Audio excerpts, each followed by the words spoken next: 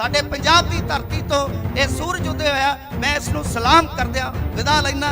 जे कोई गुलामी हो गई होवे, गलती हो गई तो उहदे लई माफी।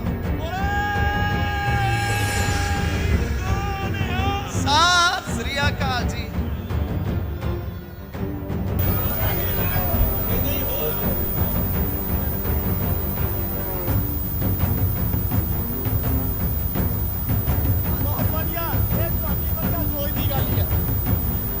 हाँ जी, ये पब्लिक कर दे, पब्लिक कर दे।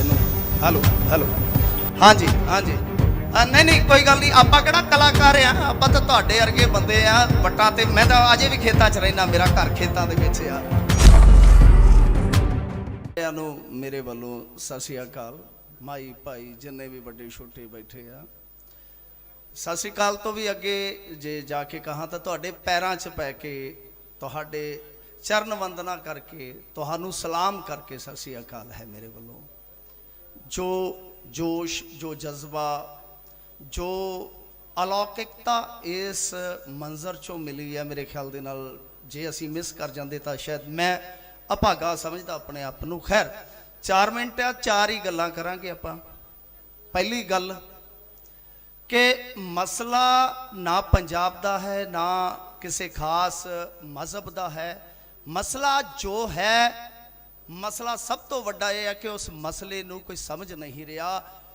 ये कहते आ कि किसान अनपढ़िया, मैं कहना कि किसान ऐसा पढ़ा निकलिया कि जिन्हें कानून दे विचों वो चीज़ां भी पढ़ लियां जो तुसी लिखियां ही नहीं सी।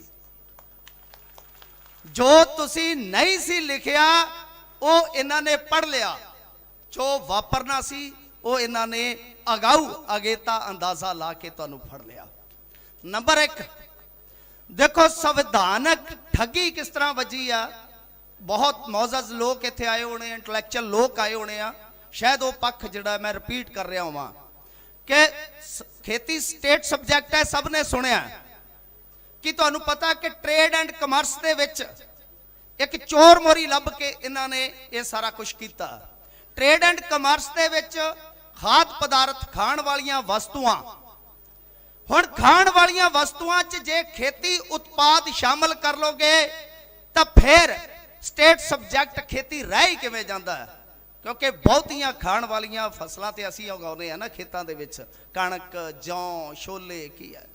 तां तुसीं चोर मोरी राही, और कमाल की गल आ कि नवंबर 2019 च इन्हां दा 15वां वित्त कमीशन कहंदा सीगा कि इंसेंटिव दिओ जे कोई कानून या इस तरह के रिफॉर्म्स लागू करता स्टेट। फिर साडी वित्त मंत्री आंटी निर्मला सीतारमन प्याज नहीं खाते हो, वैसे वो निर्मला सीतारमन फरवरी च कह रही सीगी कि जी असी रिफॉर्म्स लागू करने वालियां स्टेटां नूं वखरे तौर पर बेनिफिट देने वास्ते तैयार हाँ। फरवरी च सरकार मन रही है कि यह खेती स्टेट सबजैक्ट है, खेती स्टेट सबजैक्ट है। तो फरवरी तो जून आउंदियां आउंदियां फिर की पाना वापर गया। करोना काल दे विच कदे कदे करोना काल भी इहो लगदा कि यह भी स्पॉन्सर्ड जिहा गेम सीगा। सिर्फ ते सिर्फ एक ऐसा दौर लियांदा गया जिहदे विच बहुत सारे फैसले लागू कर दिते गए। दूजी मैं जिहड़ी कह रहा कि संविधानक ये एक संकट पैदा करने वाली गल आ। हुण जिवें UAPA दे तहत आ रहे आ सानू, वो भी एक एक्ट ही इन्हां ने नवां बनाया सी, ओहदा सिट्टा उस टाइम भी पंजाब सब तो पहला बोलिया सी। तुहानू याद होना है साडे इत्थे वो भी लहर चली सीगी अज तो 6 महीने पहला। मेरे ख्याल दे नाल तुसीं देखिया होना बहुत सारे पॉलिटिशियन भी बोल रहे सी, उत्थे भी पंजाब सही निकलिया। अज ओहदी किस तरह दुरवरतों हो रही है तुहाडे सामने आ। अज भी जे देखो तो इस लड़ाई नूं जिहड़े गलत कहंदे आ, सच इत्थे भी यही निकलना। दूजी गल, दूजी ये जो सरकार है यदि नीयत दे विच खोट किस प्रकार है। इन्हां ने MSP ते जद गलबात की टेबल ते, तो इन्हां दा तुहानूं पता मीडिया अपना ही है ना, तो खास इन्हां दा बच्चा हो मीडिया, एक कौमी मीडिया का बहुत वड्डा हिस्सा वो इन्हां दा पुचकारिया होया बच्चा है। तो वह बच्चा बोली बोलन लग गया कि 17 लाख करोड़ रुपए का एक्स्ट्रा बोझ पाएगा। 17 लाख करोड़ रुपए का, जिस देश का बजट 30 लाख करोड़ है, 17 लाख करोड़ किसान नूं किदां दिता जाऊगा? झूठ है, सरासर झूठ है। क्यों? क्योंकि जे तुसी पिछले साल का डाटा चक के देख लो, MSP ते इन्हां ने सिर्फ 9% फसल प्रक्योर की है। 9%। GVA का 7% बनता, 91% पहला ही खुली मंडी दे विच फसल जाती है।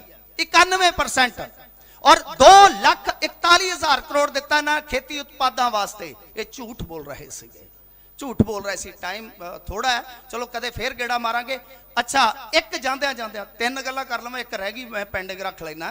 तीजी गल कि तुसी हुण तक शायद ये सोचा होगा कि असी जिते नहीं हैं, पर मेरी नज़र दे विच तुसी बहुत कुछ जित्या। मैं तुहानूं ही प्राप्तियां गिना के तुहाडे तो विदा लै लैना है। पहली प्राप्ति, तुसी अपनी कला की तासीर बदल कती। अज जिहड़े गायक लक मिणदे ही गए, अज देखो किवें किवें बगावती सुरां चिणदे आ। ये सदियां लगदियां इस बदलाव नूं, तुसी इक्को झटके च बदल कत्तिया। दूजी चीज इस देश की फिजा दे विच नफरती फिरकू जहर घोलिया जा रहा सी, तुसी इक्को ही चुस्की च चूस लिया। हिंदू मुस्लिम कामरेड सब इत्थे इक्को झंडे हेठा इक्को मंतव की लड़ाई लड़ रहे हैं। तीजी प्राप्ति जिहड़ी सब तो वड्डी प्राप्ति है, इस देश दे विच मीडिया और विरोधी धिर की भूमिका खत्म हो चुकी सी तकरीबन ऑलमोस्ट। तुसी उस भूमिका नूं एक बार फिर जिंदा कीता, जीवंत कीता कि डेमोक्रेसी नूं बचाउण वास्ते जदों सारे पिलर खुर जाण, उस वेले जिम्मेवार नागरिक ही उठते हैं। तो जिम्मेवार नागरिक उठिया साडे पंजाब की धरती तो यह सूरज उदय होया। मैं इसनूं सलाम करदिया विदा लैना। जे कोई खुनामी हो गई होवे, गलती होवे तो उहदे लई माफी। सत श्री अकाल जी। धन्यवाद जी, बहुत वधिया जानकारी ली। एक गल मैं इन्हां दा वादा कर दियां, आ 5 महीने तुहानूं हो गए आ, इन्हां दी हर गल नूं तुसीं ब्रेक लाती आ, हर थां ते जैक बन के खड़ गए हो। ये तुहाडी प्राप्ति आ, सब तो महान प्राप्ति आ। हुण साथी ज्ञान सिंह जी हिमाचल प्रदेश तो अगला भी बोल रहा है।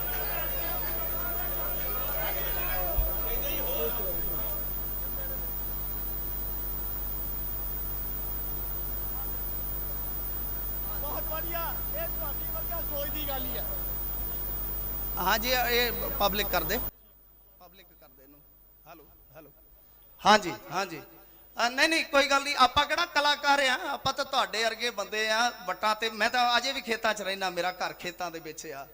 ते मेरे बाप ने, जिन्हों ये विचोलिया सिस्टम कहंदे ने, मेरे बाप ने मैनू कह देना कि तू चलिया स्कूले। कॉलेज तक तो मैं पहुंचे नहीं, पहले ही खराब हो गया सीगा।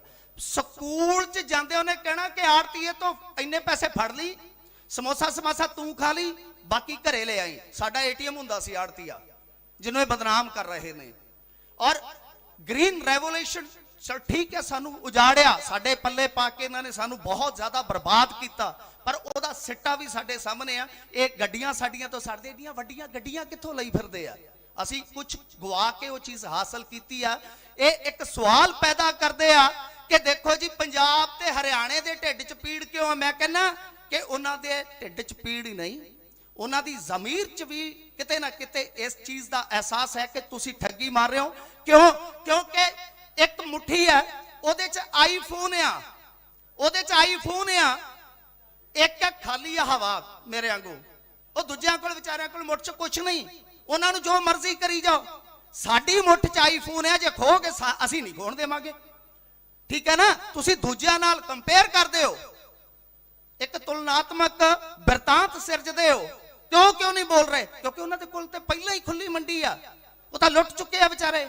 1200 नूं उन्हां दा झोना विकदा, साडा 1850 नूं। साडे तां पीड़ होऊगी भाई। और ग्रीन रेवोल्यूशन दे विच तुसी भुखे मर रहे सीगे उस टाइम, सानू तुसी क्या कि MSP लाओ, असी नहीं तुहाडे कोल गए सीगे। साडे तां कणक भी हुंदी सी, जौ भी हुंदे सी, छोले भी हुंदे सी, बहुत वधिया साडा कुदरती मॉडल सी। तुसी तां सानू कंपलसेट करो, सगों तुसी तां रियायतां दिओ। उल्टा तुसी की कीता कि साडी पोएं बर्बाद करके, साडा पौण पानी बर्बाद करके रायतां हिमाचल प्रदेश नूं दे दित्तियां। पानी साडा खोलिया गया, जवानी साडी नुकसानी गई। अज असी ਹੱਕ ਮੰਗਣ ਲਈ ਆਵਾਜ਼ ਬੁਲੰਦ ਕਰਦੇ ਆ, ਕਦੇ NIA ਦੇ ਨੋਟਸ, ਕਦੇ ਸਾਨੂੰ ਅੱਤਵਾਦੀ, ਕਦੇ ਵੱਖਵਾਦੀ।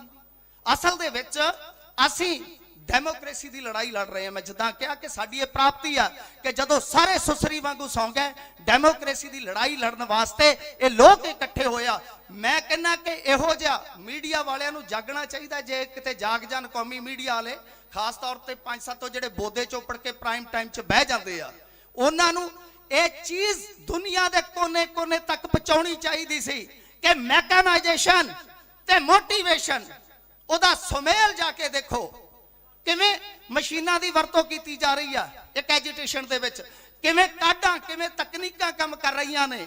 ਮੋਟੀਵੇਸ਼ਨ ਕੋਈ ਇਨਕਲਾਬੀ ਸੋਚ ਤੋਂ ਲੈ ਰਿਹਾ, ਕੋਈ ਗੁਰਬਾਣੀ ਤੋਂ ਲੈ ਰਿਹਾ, ਕੋਈ ਆਪਣੇ ਅੱਲਾਹ ਤਾਲਾ ਤੋਂ ਲੈ ਰਿਹਾ, ਕੋਈ ਹਵਨ ਕਰ ਰਿਹਾ।